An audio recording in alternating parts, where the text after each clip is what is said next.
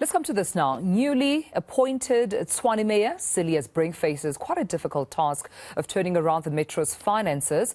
Brink was voted into the position yesterday and heads up a multi-party administration led by the DA.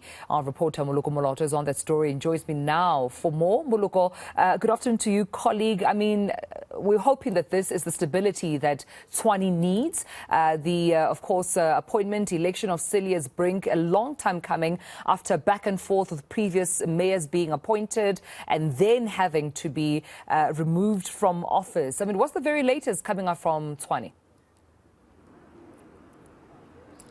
Hello, Tumelo Mthotwane. Well, it looks like we have now entered the stage or the phase of certainty. We do have, or the people of Tshwane now have, the executive mayor in office, which on itself unlocks a whole number of things. You would recall the Gauteng Provincial Treasury had given the municipality the 14 April deadline for them as council to pass the budget adjustment, midterm budget adjustment, and also to pass the 2023-2024 budget. All those things could not happen for as long as there was no executive mayor in office. Of course, he won yesterday, beating the gentleman who contested him from Cope. However, he will have to strike a delicate balance because there's no outright winner in Tshwane. He's going to have to please both from the alliance or the coalition side, which is being led by the Democratic Alliance, even as he's now preparing to put his mayoral committee. There will be horse trading in that regard. But on the other side, the opposition, the ANC, the Economic Freedom Fighters, as much as they have congratulated him yesterday, they have made it clear that he will have to work with them. He must listen to them if he really wants to have an easy time as the executive mayor. Other challenges obviously would mean that he must stabilize the finances of the municipality. As we speak now, Dumelo, there's hundreds of workers. These are the contracted workers, security personnel, as well as the meter readers. This morning they were protesting, going towards some of the depots of the municipality to physically remove some of their colleagues who continue to work and not joining the strike, despite the fact that they have not been paid, they told me, for a period of about 6 months. The municipality says that because now there's an executive mayor in place, they are going to be expediting the process of that budget adjustment so that they can move money from other line items to be able to pay these workers. Very sad, they have not been paid their salaries for 6 months. But maybe let's get some coherent analysis. We are joined by political analyst Matlala Setlorile. So thank you so much for making time. There's a new executive mayor in Tshwane. Do you foresee a situation where there would be stability going forward? I think, Moloko, what we have noticed over the past few years is that stability in metros, especially in Gauteng, is quite relative. I think in Tshwane's instance, we've had 3 different executive mayors in 6-7 weeks.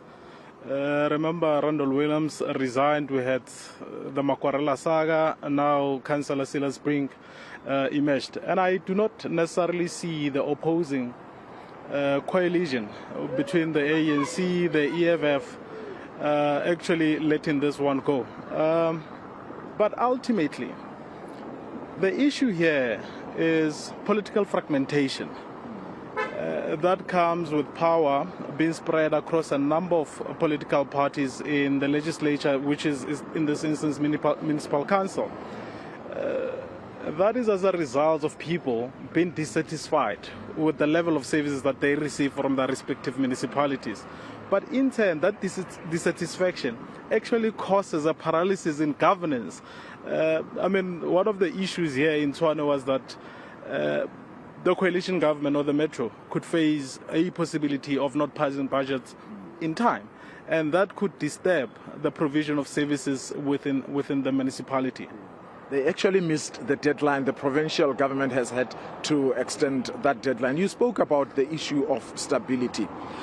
We saw previously during the time of Randall Williams, the Action SA, which is an alliance partner of the DA in this coalition, going out publicly to oppose that unsolicited bid of 26 billion rand that Randall Williams wanted by hook or crook to push through. Of course, we know council rejected that.